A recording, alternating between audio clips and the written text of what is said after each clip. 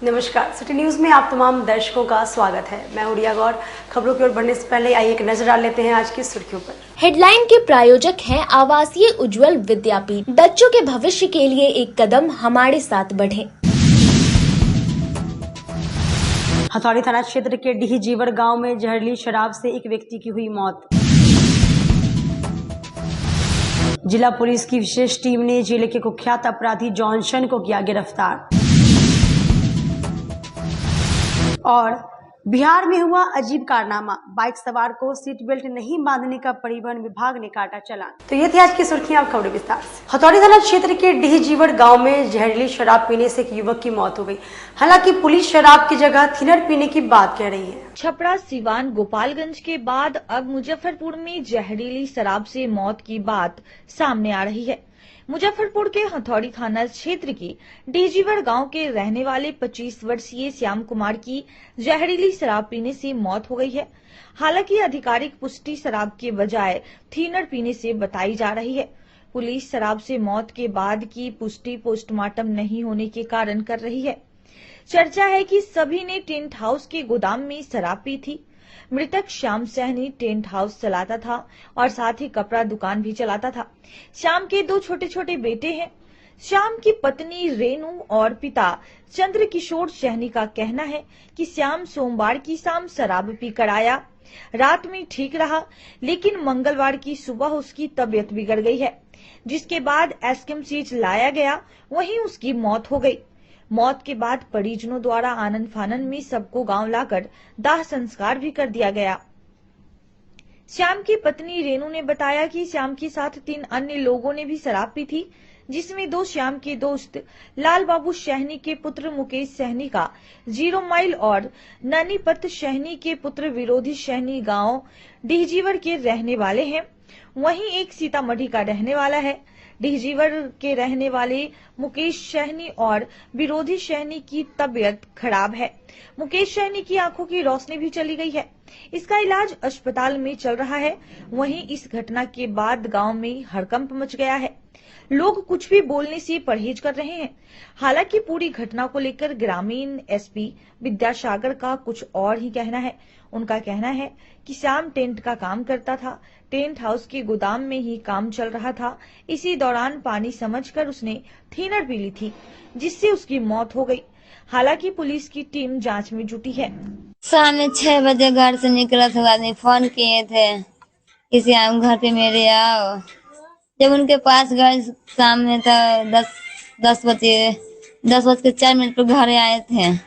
जब आए तो हम नींद में थे। जब उठे तो उनको से पूछे कहाँ गए थे, तो बोला कोई आदमी बोला था पार्टी करने के लिए, वहाँ पर गए थे। जब पूछे तो शराब पिए हैं, तो बोला हाँ पत्नी जी हम पिए हैं।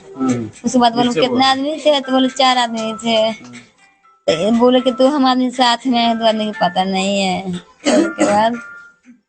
उसके बाद सो गए। हमको से में जाकर बात हुई कि सवेरे में उठे हैं, तुमको कुछ पूछे, फिर बोला है। जब 11 करीब में हुए तो उनको बोला था उठाने के, उठाए उनको हम अपना तो नहा हुआ दिए, दोनों बच्चे के साथ में खिलाए भी। हमको भी दारू चुचू के सुनाव कर रहा था। तो क्या है पूरा खुद मॉनिटरिंग कर क्या है? नहीं, ये हथौड़ी थाना क्षेत्र के डीहजीवर गांव की घटना है। इसमें जो प्रथम दृष्टया सूचना प्राप्त हुई कि ये बहुत देर से सूचना प्राप्त हुई कि एक वहां के श्याम सहनी हैं जिनका डेथ हो चुका है, और 2 लोग अभी कहीं पे इलाज करा रहे हैं। तो जो प्रारंभिक पुलिस ने अनुसंधान किया उससे कोई तथ्य सामने नहीं आ पाया, और इसकी पुष्टि भी नहीं हो पाई कि आखिर उन्होंने, लेकिन परिजनों द्वारा और गांव ग्रामीणों द्वारा ये बताया जा रहा है कि उन्होंने कि कोई ऐसा पदार्थ का सेवन किया, जैसे कि पहले प्रथम दृष्टया बता रहे थे कि जो पेंट में जो डाला जाता है थिनर या जिसको प्राइमर बोलते हैं, उसको पानी समझ के पी लिया था वो लोग। और क्योंकि मग में जो नहाने वाला मग होता है उसमें रखा हुआ था, पेंट भी हो रहा था घर में। तो अभी पुलिस अनुसंधान कर रही है और ये पता चला है कि जो श्याम साहनी जिनका डेथ हुआ तो पोस्टमार्टम भी नहीं हो पाया जब तक पुलिस वहां पहुंची, तो दाह संस्कार भी हो चुका था। और 2 लोग कहाँ इलाज करा रहे हैं और कहाँ हैं उनके बारे में भी पुलिस अनुसंधान कर रही है। उनसे उनके परिजन भी घर पे नहीं मिले, तो वो प्रथम दृष्टया लेकिन कुछ साफ पता नहीं चल पा रहा है, लेकिन पुलिस अनुसंधान कर रही है। पुलिस अनुसंधान करके किसी निष्कर्ष पे पहुंचेगी। आरोप ग्रामीणों के द्वारा लगाया जा रहा है कि सफेद पोस्ट नेताओं और थाना के संरक्षण में शराब की बिक्री हथौड़ी थाना क्षेत्र में की जा रही है। नहीं, ये तो अनुसंधान का विषय है और हम लोग ने तो जब से ये घटना हुई है छपरा, सिवान और गोपालगंज में, तब से काफी व्यापक मात्रा पे हम लोगों ने साहेबगंज, पारूद, देवरिया जो कि गंडक नदी से सटा हुआ है, सरैया क्षेत्र में, हथौड़ी क्षेत्र में, हर जगह हम लोग काफी व्यापक पैमाने पे हम लोग शराब की बरामदगी भी कर रहे हैं और उस तरह का मिल रहा है कहीं भी लेकिन उस तरह का तो उसको हम लोग नष्ट भी कर रहे हैं। अच्छा, मृतक श्याम के जो परिजन है उनसे पुलिस की बात हो पाई है क्या? कुछ वो बता रहे हैं, लेकिन उनका तो कहना है कि कुछ लोग ने उनको बुलाया था और वहां से शराब खरीद करके सब लोग साथ में पिए। नहीं, पुलिस अनुसंधान कर रही है क्योंकि परिजनों से तो मुलाकात ही नहीं हो पा रही है। वहां जब हम लोग गए तो वहां थानाध्यक्ष हथौड़ी गए थे तो देखा कि दाह संस्कार कर दिया गया था, इसलिए हम लोग चाह रहे थे कि पहले उसकी पोस्टमार्टम हम लोग करा लें जिससे कि किसी निष्कर्ष पे हम लोग पहुंच पाएंगे। लेकिन यहाँ से हॉस्पिटल से डेड बॉडी वो लोग घर पे ले गए थे और रातों रात दाह संस्कार कर दिया। शाम के साथ और जो 3 लोग थे, क्या उनकी पहचान हो पाई है कि कौन कौन लोग थे? उनकी पहचान अभी नहीं हो पाई है और वो कहीं पे इलाज करा रहे हैं। ब्रह्मपुरा थाना की पुलिस ने वाहन चेकिंग के दौरान जिले के कुख्यात अपराधी जॉनसन को गिरफ्तार कर लिया। मुजफ्फरपुर पुलिस को मिली बड़ी सफलता। जिला के टॉप 20 की सूची में शामिल लूट एवं रंगदारी के मामले में फरार चल रहे कुख्यात अपराध कर्मी शशांक उर्फ जॉनसन गिरफ्तार। मुजफ्फरपुर के सिटी एसपी विक्रम सिहाग ने प्रेस कॉन्फ्रेंस कर बताया कि मंगलवार की देर रात ब्रह्मपुरा थाने की टीम द्वारा वाहन चेकिंग के क्रम में कुख्यात अपराध कर्मी शशांक राज उर्फ जॉनसन को वाहन सहित गिरफ्तार किया गया है। गिरफ्तार जॉनसन पर लगभग 1 दर्जन मामले दर्ज हैं और ये ब्रह्मपुरा थाना कांड संख्या 206/24 का वांछित अभियुक्त भी रहा है। गिरफ्तार जॉनसन से गहन पूछताछ करने पर उसने बताया कि 11 अगस्त को रात्रि में अनिल राय के कृष्णा टोली घर पर जाकर अपने 3 अन्य सहयोगी साथी के साथ मिलकर रंगदारी नहीं देने पर गोली चलाने की बात स्वीकार किया गया है। जॉनसन ने ये बताया कि उसके साथी ने चांदनी चौक पर एक ट्रक चालक से पैसे की मांग की।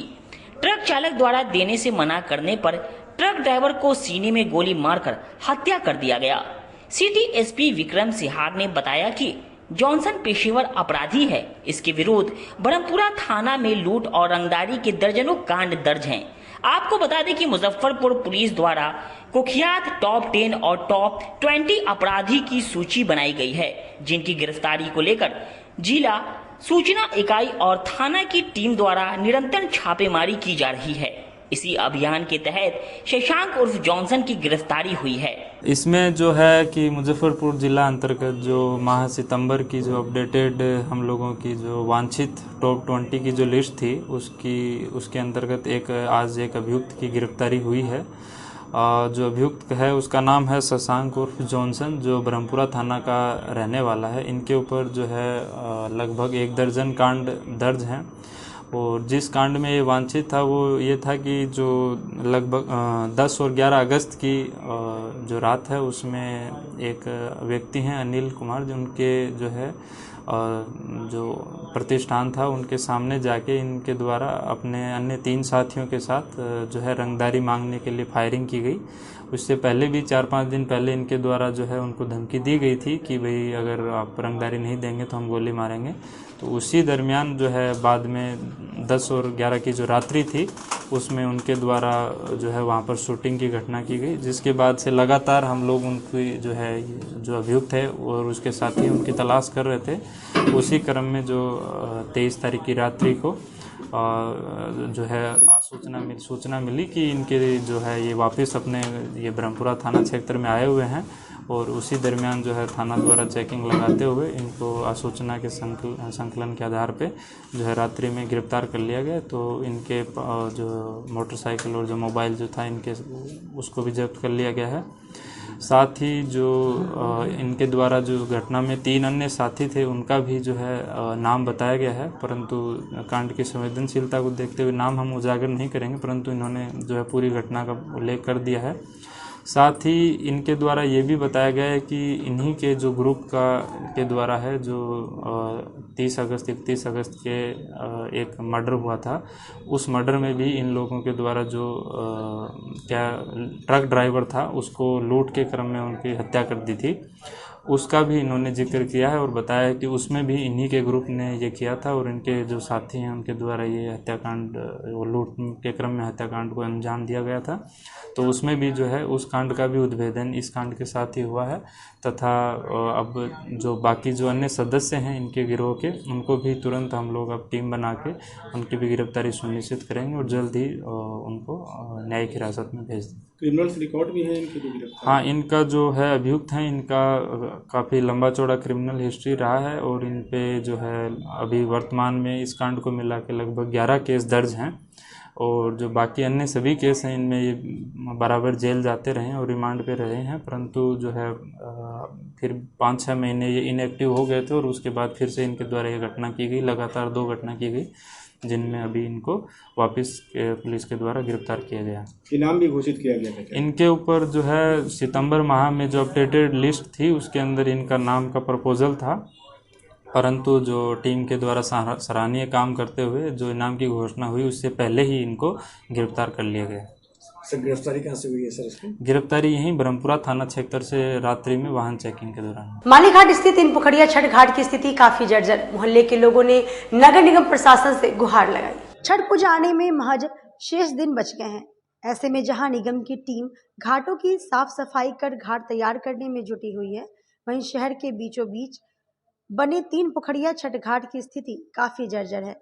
कालीबाड़ी रोड निवासी योगेश कुमार टिंकू ने बताया कि लगभग 85 लाख की लागत से पोखर का सौंदर्यीकरण का काम पूरा किया गया था, मगर महज कुछ ही दिनों बाद घाट एक तरफ से धंस गया। इस घाट पर छठ पर्व के लिए शुक्ला रोड, 3 कोठिया, रामबाग, सुंदरबाग, नकुलबा चौक समेत तमाम मोहल्ले के सैकड़ों लोग छठ पूजा करने आते हैं। ऐसे में अगर समय से छठ घाट दुरुस्त नहीं किया गया तो छठ व्रतियों को काफी परेशानियों का सामना करना पड़ेगा।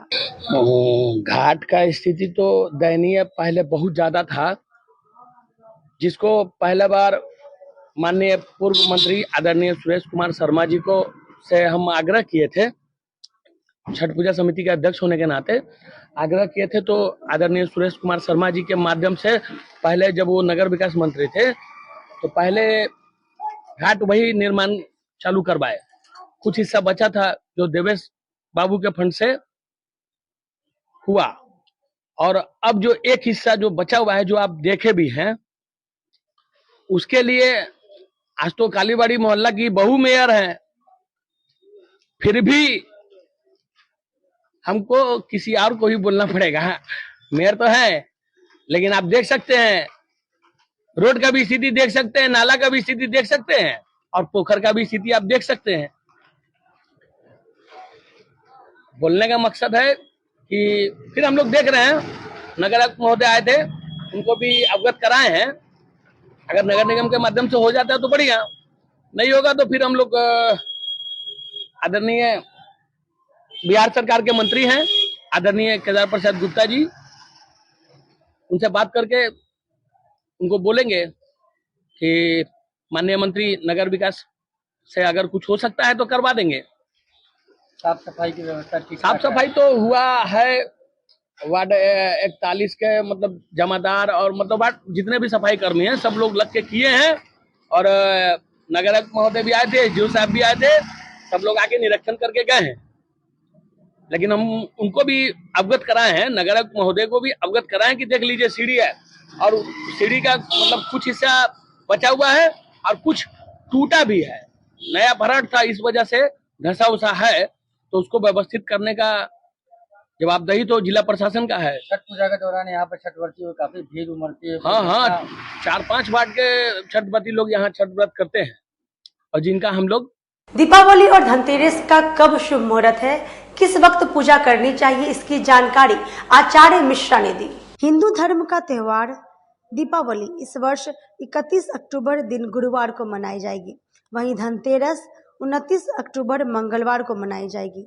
30 अक्टूबर बुधवार को धन्वंतरी जयंती, नरक चतुर्दशी और हनुमान जयंती मनाई जाएगी। इसकी जानकारी फलित दर्शन ज्योतिष अनुसंधान केंद्र के आचार्य पंडित प्रभात मिश्रा ने देते हुए बताया कि हिंदू पंचांग के अनुसार कार्तिक माह के कृष्ण पक्ष की त्रयोदशी की तिथि की शुरुआत 29 अक्टूबर को दिन में 11 बजे से हो रही है। त्रयोदशी तिथि का समापन 30 अक्टूबर को दिन में 1:05 पर होगा।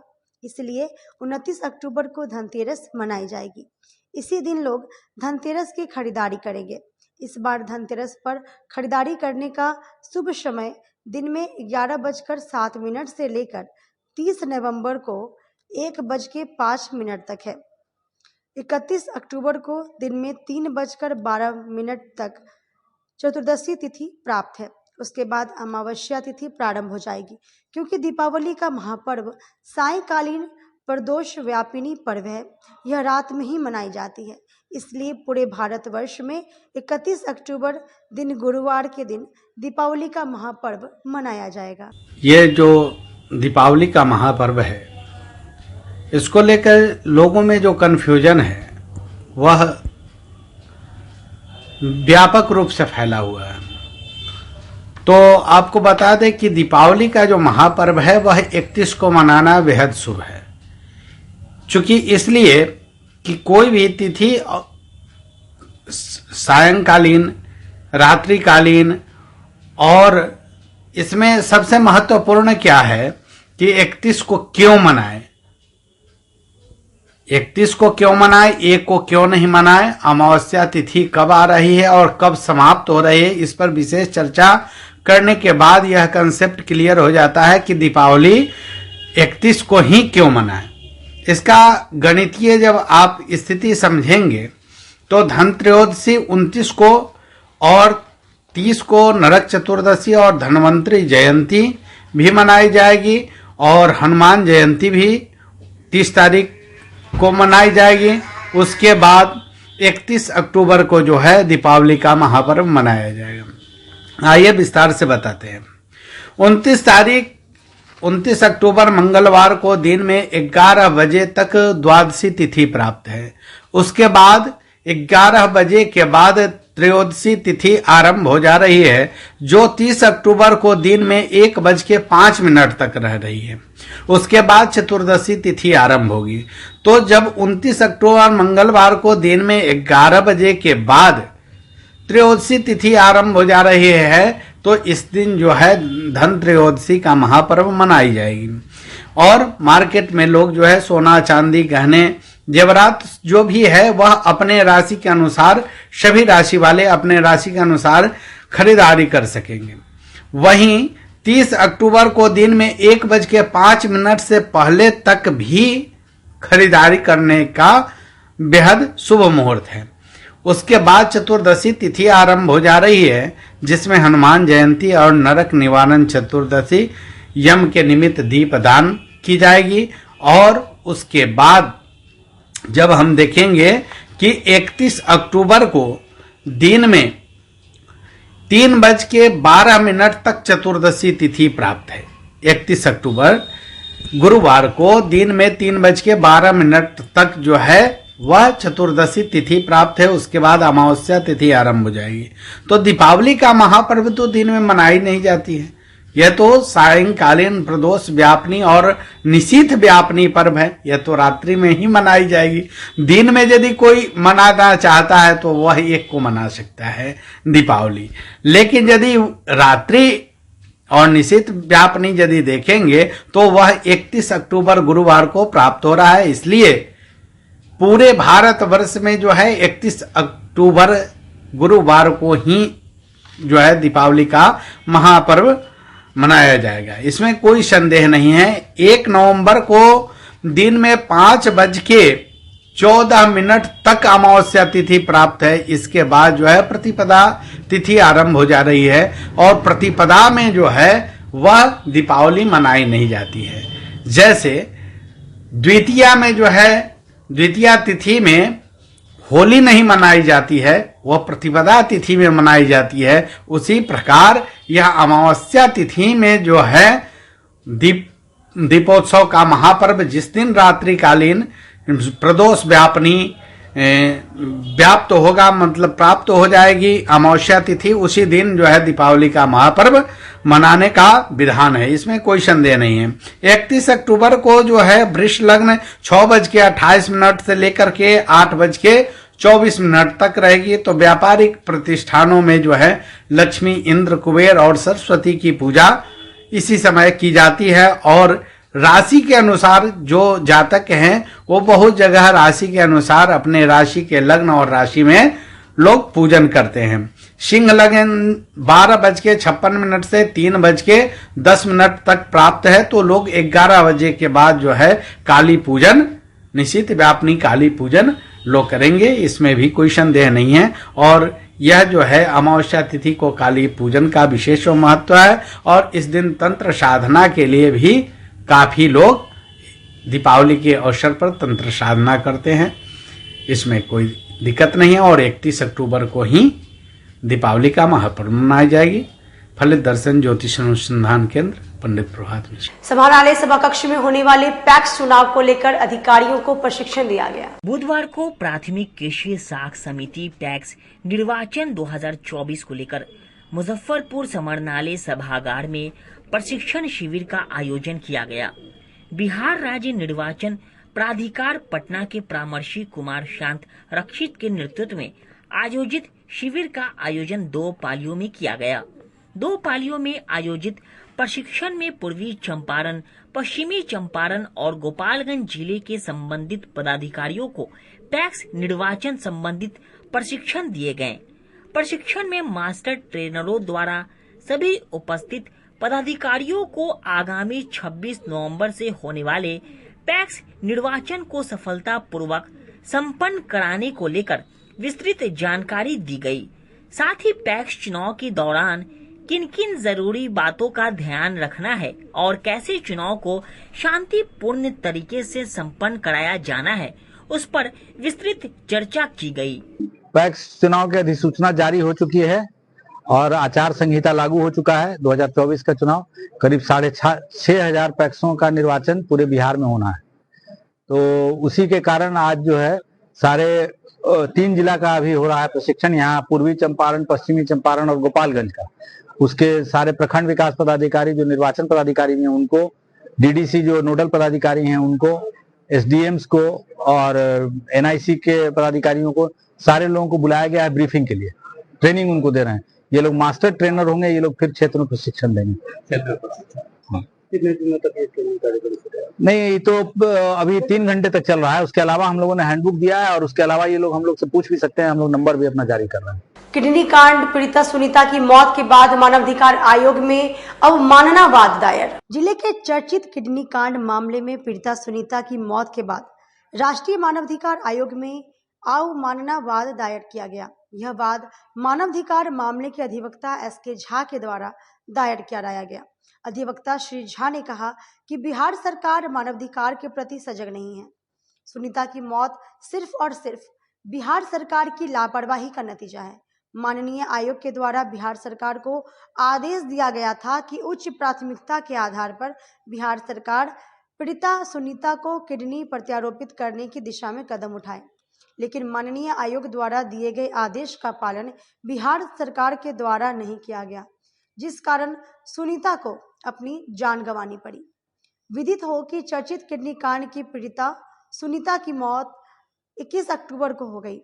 माननीय आयोग के द्वारा बिहार सरकार को आदेश दिया गया था कि उच्च प्राथमिकता के आधार पर बिहार सरकार पीड़िता सुनीता को किडनी प्रत्यारोपित करने की दिशा में कदम उठाए, लेकिन बिहार सरकार द्वारा किडनी प्रत्यारोपित करने की दिशा में कोई ठोस सकारात्मक कार्रवाई नहीं की गई।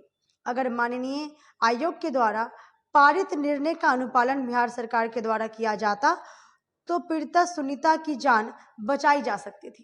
सुनीता किडनी कांड मामले में अप्रैल 2024 में नेशनल ह्यूमन राइट कमीशन के द्वारा एक डायरेक्शन दिया गया था बिहार सरकार को। उसमें यह था कि सुनीता को उच्च प्राथमिकता के आधार पर किडनी प्रत्यारोपण के संबंध में सरकार ठोस पहल करे। लेकिन इसमें हमने देखा है कि बिहार सरकार के स्तर से किडनी प्रत्यारोपण के मामले में कोई ठोस स्टेप नहीं लिया गया है। अगर ठोस सकारात्मक स्टेप अगर बिहार सरकार के द्वारा लिया जाता और कुछ सकारात्मक कार्य किया जाता तो शायद सुनीता बच पाती। लेकिन इस पूरे मामले में हमने देखा है कि नेशनल ह्यूमन राइट कमीशन के द्वारा जितना इसमें अच्छा स्टेप लिया गया था और जितनी त्वरित इसमें सुनवाई हुई थी और जितना त्वरित इसमें डायरेक्शन वगैरह या जो ऑर्डर वगैरह जो हुआ उसके आलोक में एमआईटी कॉलेज के रैगिंग मामला पहुंचा थाने। छात्रों के परिजनों और पुलिस के साथ कॉलेज प्रबंधन ने बैठक की। एमआईटी कॉलेज में जूनियर छात्र के साथ हुई रैगिंग की घटना के बाद कॉलेज प्रशासन सक्रिय हो गया है। प्राचार्य डॉक्टर एमके झा के आवेदन पर ब्रह्मपुरा थाने में प्राथमिकी दर्ज हुई है। इसमें छात्र संघ अज्ञात सीनियर छात्रों की ओर से रैगिंग की बात कही गई है। अब कॉलेज और पुलिस की जांच में आरोपियों के नाम सामने आएंगे। इधर कॉलेज प्रशासन ने रैगिंग की 2 लगातार घटनाओं को देखते हुए इस पर नियंत्रण को लेकर बुधवार को एंटी रैगिंग सेल और अनुशासन समिति की बैठक बुलाई। बैठक में जिला प्रशासन, पुलिस पदाधिकारियों के साथ ही छात्र छात्राओं के प्रतिनिधि और उनके अभिभावक शामिल हुए। इसमें रैगिंग की घटना की समीक्षा के साथ ही इसे रोकने को लेकर रणनीति तैयार की गई। प्राचार्य डॉक्टर एमके झा ने बताया कि रैगिंग को रोकने के लिए एंटी रैगिंग कमेटी और एंटी रैगिंग मॉनिटरिंग कमेटी बनाई है। एंटी रैगिंग कमेटी में संस्थान की फैकल्टी और स्टाफ को अलग अलग समय में रैगिंग से जुड़ी गतिविधियों को रोकने का जिम्मा सौंपा गया है। वहीं एंटी रैगिंग मॉनिटरिंग कमेटी को एंटी रैगिंग कमेटी की ड्यूटी की निगरानी करने को भी कहा गया है। एंटी रैगिंग कमेटी को लेकर आज बैठक हुई है। आपके यहाँ एक छात्र का जो है शिकायत आया था कि यहाँ पे रैगिंग को लेकर काफी अवसाद में थे और FIR हुआ, क्या जानकारी है सर? हाँ, एक आई है हमारे पास UGC से इन्फॉर्मेशन और इमीडिएटली हम लोगों ने इस पर FIR लॉन्च कर दिया है और हम लोग अपने स्तर पे उसमें लगे हुए हैं, प्रयास कर रहे हैं कि उसकी चिन्हित कर लें कि कौन बच्चे हैं जिन्होंने ऐसा काम किया है और जो भी उस पर जैसे पता चलेगा हम उस पर पूरा कार्रवाई करेंगे। पुलिस प्रशासन को भी पूरा मदद करेंगे और अपने लेवल पे भी हम लोग उस पर पूरा कार्रवाई करेंगे। तो हाँ, आज उसके लिए हम लोग हमारा एंटी रैगिंग जो है कमेटी जो बनी है उसका बैठक हुआ था, जिसमें कि डिस्ट्रिक्ट एडमिनिस्ट्रेशन से भी आए थे, पुलिस प्रशासन से भी आए थे, आज सारे मीडिया के लोग थे उसमें और आपके जो पेरेंट्स भी कुछ आए, उसमें हमारे स्टूडेंट्स भी थे और हम लोगों ने इसके ऊपर बहुत विस्तृत चर्चा की कि कैसे जो है इस रैगिंग के मामले में हम लोगों का ये है कि 0 टॉलरेंस होगा। हम इस पर कोई भी जो है किसी भी स्टेज पे कोई कंप्रोमाइज नहीं करेंगे और जो भी इस पर होगा कार्रवाई विधि सम्मत सब करेंगे। क्या कुछ आगे अवेयरनेस को लेकर क्या किया जाएगा? हाँ, एक तो हम लोगों का है कि हमने 15 नवंबर को प्लान किया है कि बच्चों को सबका इंट्रोडक्शन भी करा देंगे ऑफिशियली, जो फर्स्ट ईयर के बच्चे हैं, सेकेंड ईयर का जिसके साथ ये हो जाएगा। और उसके बाद पुलिस प्रशासन के लोगों ने भी कहा है कि हम लोग जो है बच्चों के साथ बात करके हम उन्हें लीगल अवेयरनेस बताना चाहते हैं, तो वो भी हम लोग जल्दी प्लान कर लेंगे इसका करने का। कहीं से कुछ बच्चों में वक्त तो चला, छोटी सी ब्रेक कर लेते हैं, छोटा सा ब्रेक। तब तक आप बने रहिए हमारे साथ, देखते रहिए सिटी न्यूज मुजफ्फरपुर। अपने घर को अत्याधुनिक परिवेश में सजाना चाहते हैं तो आप हीरा हार्डवेयर में अवश्य पधारें। यहाँ अत्याधुनिक पेंटों का विशाल रेंज है। इसके अलावे ply, पॉलीकोट, highlighted Sunmica, fancy hardware, basket, aluminium section, ACP, PVC और मॉड्यूलर फिटिंग का विशाल रेंज एक ही छत के नीचे उपलब्ध है। तो हमारे यहाँ एक बार अवश्य पधारें। हमारा पता है हीरा हार्डवेयर, GD मदर स्कूल के पीछे, पंकज मार्केट रोड और हमारा कॉन्टेक्ट नंबर है 9334901545। कागज से बनी थाली, कटोरा, ग्लास, पेपर ग्लास अगर आप खुदरा या होलसेल में लेना चाहते हैं तो जायसवाल इंटरप्राइजेज जरूर जाएं। यहाँ शादी समारोह हो या किसी प्रकार के शुभ आयोजन में प्रयोग आने वाली सभी प्रकार की सामग्री एक ही छत के नीचे उपलब्ध है। लकड़ी से बने चम्मच, प्लास्टिक मुक्त सभी प्रकार की सामग्री उपलब्ध है। होलसेल और खुदरा के लिए एक बार अवश्य पधारें। साथ ही फैक्ट्री लगाने के लिए भी आप संपर्क कर सकते हैं। मशीन से मटेरियल तक उपलब्ध है। तो आइए, हमारा पता है Jaiswal enterprises, proprietor Sanjay Jaiswal, Pankaj market, new Durga मंदिर, और हमारा कॉन्टेक्ट नंबर है 9304002091। नेशनल फर्नीचर 10,000 में दीवान, 12,000 में सोफा सेट के अलावा घर की जरूरतों के लिए किसी प्रकार की फर्नीचर की जरूरत हो, वह भी कम कीमतों पर, तो नेशनल फर्नीचर जरूर जाएं, जहां फैक्ट्री और शोरूम एक ही साथ है। किसी प्रकार का आप डिजाइन लेकर आए और आपको उस तरीके का फर्नीचर बनकर कम कीमतों में मिल जाएगी, वह भी 10 साल की गारंटी के साथ। इसके अलावे 32,000 में शादी सेट भी उपलब्ध है। हमारा पता है National Furniture, near Glocal Hospital, Sadatpur, Bairia. आप हमें कॉल कर सकते हैं 9696883993 पर, या फिर आप हमें कॉल कर सकते हैं 8181005455 पर। लगातार 10 वर्षों से विभिन्न परीक्षाओं में सर्वश्रेष्ठ परिणाम। हम हैं आवासीय उज्ज्वल विद्यापीठ मुजफ्फरपुर। इस स्कूल में सर्वश्रेष्ठ कोचिंग पैटर्न से बच्चों को पढ़ाया जाता है। प्ले से 10वीं तक की पढ़ाई स्वच्छ वातावरण में कराई जाती है। यहाँ आधुनिक छात्रावास की व्यवस्था है। उज्ज्वल विद्यापीठ का मुख्य उद्देश्य रामकृष्ण मिशन, नवोदय नेतरहाट, सैनिक स्कूल, सिमुलतल्ला गुरुकुल, सिंधिया कन्या विद्यालय जैसे अनेक भारतवर्ष के प्रतिष्ठित विद्यालयों में कुशल प्रशिक्षित अनुभवी एवं शहर के सर्वश्रेष्ठ शिक्षकों द्वारा तैयारी कराई जाती है। 1.5 एकड़ में फैला इस स्कूल का वातावरण काफी शांत है। Free computer classes, science lab और स्मार्ट क्लासेस है। साथ ही इंडोर और आउटडोर गेम की भी व्यवस्था है। तो अपने बच्चों के लक्ष्य के सपनों को पूरा कराना चाहते हैं तो आज ही आवासीय उज्ज्वल विद्यापीठ में अपने बच्चों का नामांकन करवाएं। हमारा पता है पोखरिया पीठ, अतरदा, मुजफ्फरपुर, और हमारा कॉन्टेक्ट नंबर है 9708351851, और हमारा दूसरा नंबर है 8797122397, या फिर आप हमें कांटेक्ट कर सकते हैं 8409996658 पर। एक बार फिर से मुजफ्फरपुर में खुल गया है आपका अपना डिज्नीलैंड मेला। आमगोला ओरिएंट क्लब मैदान में अब तक का सबसे बड़ा देशी विदेशी नए झूलों के साथ अपने परिवार के साथ मनोरंजन का लुत्फ उठाइए। बच्चों के लिए स्पेशल पिंग पोंग झूलों के साथ टावर झूला, ब्रेक डांस, टोरा टोरा, नौका झूला, स्कॉर्पियो 3-in-1 और चांद तारा झूलों के साथ कई प्रकार के झूलों में फुल मस्ती कर सकते हैं। मेले में खाने पीने के स्टॉल के साथ हैंडीक्राफ्ट का बाजार भी लगाया गया है। तो एक बार पूरे परिवार के साथ जरूर पधारें। डिज्नीलैंड मेला, आमगोला ओरिएंट क्लब मैदान, मुजफ्फरपुर। अपने सपनों की आशिया को दे एक नई पहचान माँ भवानी डेकोर प्राइवेट लिमिटेड के साथ, जो है ऑथराइज्ड डिस्ट्रीब्यूटर ऑफ कजारिया। देश की मिट्टी से बनी टाइल से देश को बनाते, और जहां मिलती है सभी प्रकार के Indian and imported granite, marble, sanitary एवं कोटा स्टोन का अनोखा एवं आकर्षक संग्रह। माँ भवानी डेकोर प्राइवेट लिमिटेड मतलब a complete floor solutions. New 0 mile Dadar road, Muzaffarpur. Call 9934753111। आजकल की बिजी जिंदगी में स्टाइल तो है, पर कंफर्ट का क्या? आपके इसी स्टाइल और कंफर्ट को बेहतर बनाने के लिए नीलकमल लेकर आए हैं first exclusive factory outlet showroom in Mithanpura, Muzaffarpur, जहां home furniture, office furniture, mattress and wedding special पे up to 50% off with EMI facility. Style भी, कंफर्ट भी। उत्तर बिहार का पहला नीलकमल का एक्सक्लूसिव शोरूम आपका स्वागत करता है। एक बार सेवा करो।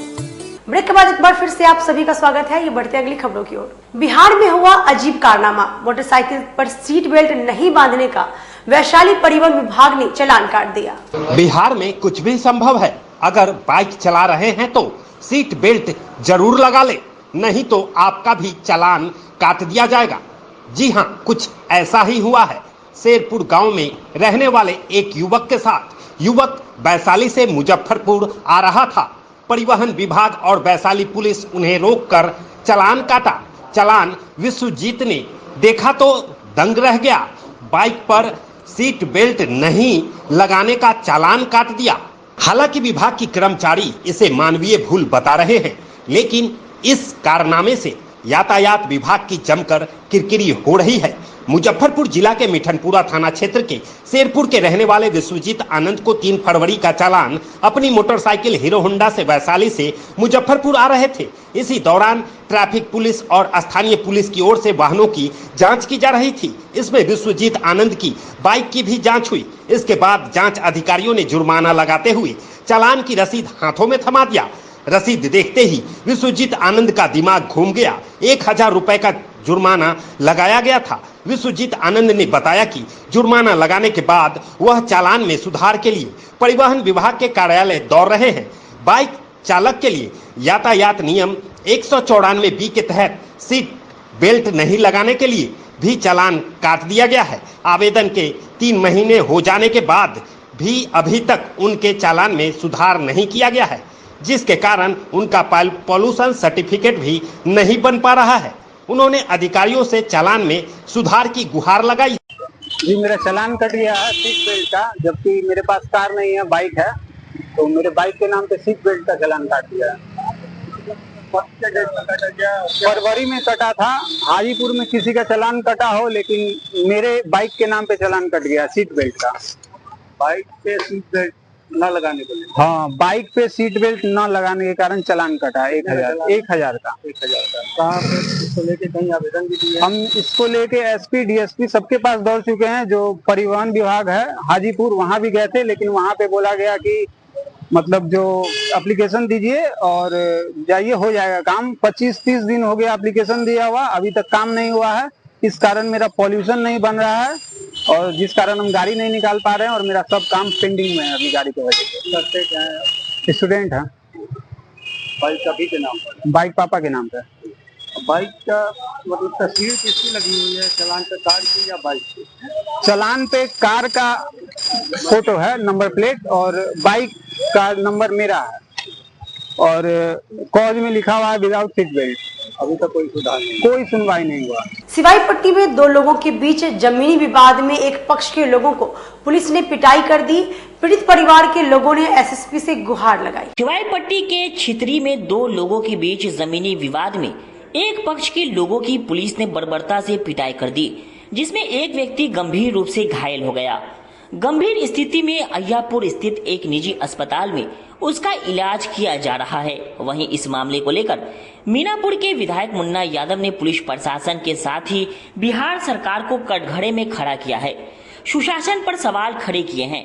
पूरा मामला जिले के मीनापुर प्रखंड अंतर्गत सिवाईपट्टी थाने के छितरी गांव का है, जहां विगत 1 वर्षों से ग्रामीण मदन चौधरी का जमीनी विवाद मुकेश बैठा, शंकर बैठा सहित अन्य से चल रहा है। दोनों तरफ से थाना में FIR दर्ज करवाया हुआ है।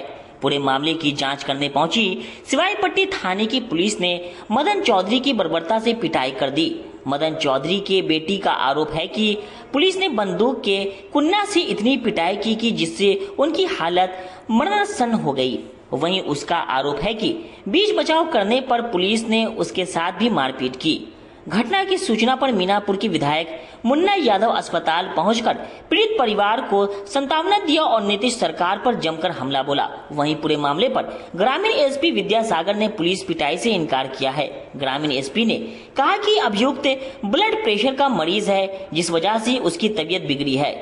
अब जब वह पूरी तरह से स्वस्थ हो जाएंगे तब उन पर कानूनी कार्रवाई की जाएगी। क्या दे के हमको गार्जियन के मार खिलाया है, कहा है नहीं उसको मार के आइए, मार दीजिए।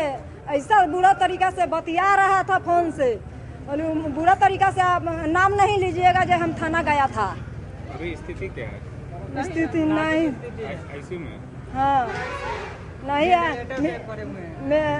मीनापुर से रेफर किया तो यहाँ एथी में आया, में भर्ती करवाया। तो वहाँ से नाम काट के नहीं कुछ बुझाया था, नाम काट के धान काट के आया। उन लोग नहाया खाया, वो पर्ची काट के ले आया एथी बीनने के लिए, दौड़ी बीनने के लिए। हमको कहा अमधुर तोड़ के आन दो, अमधुरवा तोड़ के धा के हम बकरी बांधे चल गए। अब बकरी बांधने जाते हैं कि देखते हैं उसको 3 गाड़ी थाना धर धर धर। हमारा गार्जियन भागे नहीं पाया, कहता है भागे नहीं पाया। कहना वालू हम बोलू उसको मुकेश बैठा के बोलू खोजने गया, घर बताने गया। आई बोलू की करा है हम बोले हैं घर बता। तो बोले हैं तो मारना उसको मारा का है? गाड़ी में लेके मारा था। गाड़ी में बंदूक के नाल से मारा है। यहाँ मारा है, यहाँ दोनों सीना पर मारा है, कलेज पर मारा है, दोनों आंख पर मारा है, धन पर मारा है। गाँव में प्रशासन मीनापुर विधानसभा क्षेत्र के शिवाजपट्टी थाना का मामला है। एक जमीनी विवाद था आपस में दलित लोगों के बीच में। मान लिया कि मदन बैठा है या मुकेश बैठा है, तो उसी विवाद में करीब 1 साल से जमीनी विवाद चल रहा था। कई बार हमने भी थाना को कहा कि आप दोनों आदमी का पेपर देख लो और थाना पर बैठा करके जिस दिन शनिवार के दिन जनता दरबार लगता है उस दिन इसको कंप्रोमाइज सॉल्यूशन निकाल कर सही कर दो। कल की घटना है कि थानेदार एकाएक गया मदन बैठा के दरवाजे पर। जब मदन बैठा खाना पीना खा के अपना बैठा हुआ था और सीधे पकड़ के लगा पीटने। 3 गाड़ी से फोर्स लेके गया था, जैसा कि उसका परिजन बता रहा है। और उसकी बच्ची जब विरोध की तो उसके बच्ची को ही पीटा है, जो मेडिकल में दिखाई है उसका भी इंजरी है। और जब मैं एसएसपी साहब को इस घटना के बारे में सुबह में मैं पहले थानेदार से बात किया तो कहा हमको कि दम्मा का शिकायत था सर, कि दौड़ने लगा तो उसमें जो है दम चढ़ने लगा, जबकि उसका कोई दम्मा का इलाज नहीं, कभी न कोई दम्मा का मरीज है। वो किसान है, खेती कर रहा था, धान कटनी करके आया, दरवाजे पर कुट्टी कट्टा में चारा काटा, बैठकर खाना खाया है, तो दम्मा का बीमारी कहाँ से आ गया? अगर दम्मे का बीमारी था उसको तो थानेदार पीट करके अपने गाड़ी में बैठाया, गाड़ी में पीटा। जब उसकी स्थिति खराब होने छोड़ के क्यों भागा? उसको हॉस्पिटल क्यों नहीं लाया उसको? तो इतना जघन्य अपराध हो रहा है कानून का राज में, नीतीश कुमार जी के राज में कानून का राज। मैं न किसी को फंसता न किसी को फंसाता, बोलते हैं ना, ये कानून का राज है कि पुलिस वाले आम जन को जूता से रौद। मुजफ्फरपुर के सभी थानों में अब आवेदक को आवेदन देने के बाद रिसीविंग का नहीं करना होगा इंतजार, अब रिसीविंग हाथों हाथ मिल जाएगी। पुलिस थानों में पहले तो आवेदन नहीं लिया जाता, अगर ले भी लिया जाता है तो आवेदन की रिसीविंग लेने के लिए आवेदक को थाना की दौड़ लगानी पड़ती थी। पुलिस और जनता के बीच संबंध बेहतर बनाने के लिए स्मार्ट और प्रोफेशनल पुलिसिंग के तहत जिला पुलिस ने इस प्रक्रिया का सरलीकरण किया है। अब आवेदक को संबंधित थाना में आवेदन करने के बाद रिसीविंग हाथों हाथ दी जाएगी। सिटी एसपी विक्रम सिहाग ने बताया कि लोगों से बराबर शिकायत मिल रही थी कि थानों से आवेदन की रिसीविंग नहीं दी जाती है। आवेदन की रिसीविंग के लिए थाने पर हमेशा दौड़ लगानी पड़ती है, जिसके पास सभी थानों के लिए ये आदेश जारी कर दिया गया है कि आवेदक को आवेदन की प्राप्ति रसीद अब हाथों हाथ दी जाएगी। अगर किसी थाने में आदेश के बावजूद रिसीविंग नहीं दी जाती है तो आवेदक सीधे सिटी एसपी के मोबाइल नंबर 9473191765 पर फोन या मैसेज के माध्यम से सूचना दे सकते हैं। सिटी एसपी ने बताया कि आवेदन में मोबाइल नंबर और ईमेल आईडी जरूर दें। अगर आवेदन में ईमेल आईडी होगा तो आपको ईमेल के जरिए प्राप्ति रसीद भेज दी जाएगी। अगर ईमेल आईडी नहीं है तो हार्ड कॉपी हाथों हाथ आवेदन देने के बाद दे दी जाएगी।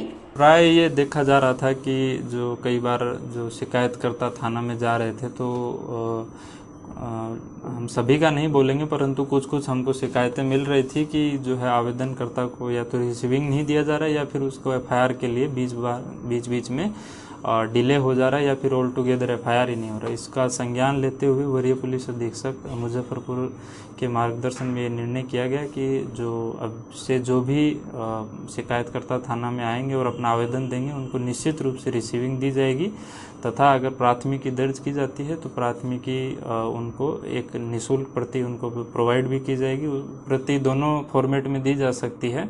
अगर वादी व्हाट्सएप या अपना ईमेल देते हैं तो उनके माध्यम से उनको सीधा भेज दिया जाएगा और फिजिकल कॉपी चाहते हैं तो फिजिकल भी हम लोग प्रोवाइड करवाएंगे और वो निःशुल्क प्रोवाइड कराएंगे। इस संबंध में सभी थाना अध्यक्षों को स्पष्ट निर्देश दिया गया है उसके बाद भी अगर इसका वोलेशन होता है तो फिर जो संबंधित ओडी पदाधिकारी जो रिसीविंग देते हैं वो, या फिर जो भी अपर थानाध्यक्ष या थानाध्यक्ष प्राथमिकी दर्ज करने में विलम्ब करते हैं तो उन पर कार्रवाई की जाएगी। इस संबंध में हमारा सभी आमजनों से अनुरोध होगा कि जो सिस्टम है उसमें खामियां जो भी अगर इसमें पाई जाती हैं तो आप हमको बताएं, उसमें हम सुधार करेंगे। हम नहीं चाहते हैं कि जो ग्राउंड लेवल पे इसका इम्प्लीमेंटेशन है वो अधूरा रहे, तो इसलिए आपको अगर कुछ फीडबैक हो तो आप हमको बताएं, तो हम उस पर केस टू केस बेसिस पे हर प्रत्येक केस जो आप बताएंगे उस पर हम लोग है जो थानाध्यक्ष से या संबंधित जो भी पदाधिकारी है उसकी जवाबदेही निश्चित करेंगे कि इस संबंध में डिले क्यों हुआ, क्योंकि रिसीविंग प्राप्त करना और आवेदन की रिसीविंग प्राप्त करना और जो प्राथमिकी है उसकी निःशुल्क प्रति प्राप्त करना एक वैधानिक अधिकार है नागरिक का, और उसमें जो है अगर किसी को विलंब या फिर जो है आनाकानी की जाती है तो संबंधित पदाधिकारी निश्चित रूप से जवाबदेही उसकी फिक्स की। वाम दल के सभी विंग ने संयुक्त रूप से अपनी 12 सूत्री मांगों को लेकर एक दिवसीय धरना दिया। 12 सूत्री मांगों को लेकर बुधवार को SUCI communist, CPI ML, MCPIU की ओर से मुजफ्फरपुर जिला अधिकारी के समक्ष जन प्रदर्शन किया गया। इसके पूर्व प्रदर्शनकारी अपनी मांगों की तख्ती हाथ में लेकर गगनभेदी नारे लगाते हुए शहीद खुदीराम बोस स्मारक स्थल से जुलूस की शक्ल में समरनाले पहुंचे। वहां पहुंचकर इनका एक प्रतिनिधि मंडल जिला अधिकारी की अनुपस्थिति में उप समाहर्ता से मिलकर अपनी मांगों का ज्ञापन सौंपा। समरनालय परिसर में सभा को संबोधित करते हुए इनके नेताओं ने कहा कि सर्वे के नाम पर अंचल एवं भू अभिलेखागार के कर्मचारी अधिकारी लूट मचाए हुए हैं। जमाबंदी एवं भू दस्तावेजों के डिजिटलाइजेशन के दरमियान सरकारी एजेंसी एवं कर्मचारियों ने काफी गलतियां की और उसका खमियाजा आम जनता भुगत रही है। सरकार के वरीय अधिकारियों एवं मंत्री की लाभ घोषणा के बावजूद सुधारीकरण के नाम पर उनसे मोटी रकम वसूला जा रहा है। सरिया सामुदायिक स्वास्थ्य केंद्र की 62 फीट जमीन भूमाफियाओं द्वारा कब्जा किए जाने के खिलाफ 7 महीने से जारी आंदोलन के बावजूद वरीय पदाधिकारी केवल जांच की खानापुरी कर रहे हैं। वाम दलों की ओर से प्रदर्शन आज है। इस प्रदर्शन में हम लोग देख रहे हैं कि जो सर्वे के नाम पर जो भूमिहीन है, गरीब है और जो गरीब किसान है, गरीब बुधारी है, इन लोगों को परेशान किया जा रहा है। हम लोग जानते हैं कि ये जो डिजिटलाइजेशन हुआ, कंप्यूटरीकरण हुआ विभिन्न अभिलेखों का, उसमें भयंकर गड़बड़ी की गई। 80 से 90% जमाबंदी में गड़बड़ी है, खाता गड़बड़ है, खेसरा गड़बड़ है, किसी का रकबा गड़बड़ है तो नाम गड़बड़ है, ये बहुत सारी गड़बड़ियां है और एक सरकार के कर्मचारी और उसका निजी एजेंसी ने किया है। अब उसका भुगतान आम जनता हो रही है, आम जनता से उगाही हो रही है इसमें, और उससे कागजात मांगे जा रहे हैं। कागजात जब अभिलेखागार में निकालने जा रहा है वहाँ भी भयंकर भ्रष्टाचार है। इन सब मांग और जो सरैया हॉस्पिटल सामुदायिक स्वास्थ्य केंद्र की जमीन वो 62 फीट माने ये जो भूमाफियाओं ने जबरन कब्जा कर लिया, उसका शौचालय और बाउंड्री को तोड़कर उसको लेकर वहाँ की जनता 7 महीने से लड़ रही है, लेकिन स्थानीय प्रशासन भूमाफियाओं के पक्ष में खड़ी है और जो आंदोलनकारी है उसी को धमकी दे रही है। तो इन सब सवालों को लेकर हम लोग आज ये प्रदर्शन का आयोजन किए हैं और डीएम से मांग कर रहे हैं कि आप तत्काल सर्वे पर रोक लगाइए, क्योंकि इससे किडनी कांड की पीड़िता सुनीता की हुई मौत के बाद कांग्रेस जिला अध्यक्ष ने सरकार पर सीधा हमला किया। नीतीश सरकार के कुशासन का गवाह बनी सकरा के बड़ियारपुर निवासी किडनी कांड में सुनीता की मौत। उक्त बातें कांग्रेस जिला अध्यक्ष अरविंद कुमार मुकुल ने कही। अरविंद कुमार मुकुल ने कहा कि 2 साल पूर्व निजी अस्पताल में बच्चेदानी के ऑपरेशन के नाम पर सुनीता की किडनी निकाल ली गई, पर केंद्रीय मंत्री हर्षवर्धन, जेपी नड्डा, मंगल पांडे, सम्राट चौधरी आदि के आश्वासन के बाद भी न तो सुनीता को 2 साल में सरकार किडनी ट्रांसप्लांट की व्यवस्था कर पाई और न ही आरोपी झोला छाप डॉक्टर की गिरफ्तारी हो पाई। पूरा बिहार आज भी स्वास्थ्य के लिए झोला छाप डॉक्टर के भरोसे है। अरविंद कुमार मुकुल ने कहा कि सुनीता के इलाज में दलित मजदूर का परिवार कर्ज में डूब गया, पर पत्नी को बचा न पाया। सरकार जल्द से जल्द पीड़ित परिवार को कर्ज से उबरने के लिए समुचित मुआवजा दे और आरोपी को जल्द से जल्द गिरफ्तार कर पीड़ित परिवार को न्याय दिलाए। पूरी सरकार की, स्टेट गवर्नमेंट की और सेंट्रल गवर्नमेंट की, दोनों की नाकामी, इसलिए कि सुनीता का जो किडनी कांड हुआ, हमारे पत्रकार बंधु इसको बहुत उछाला।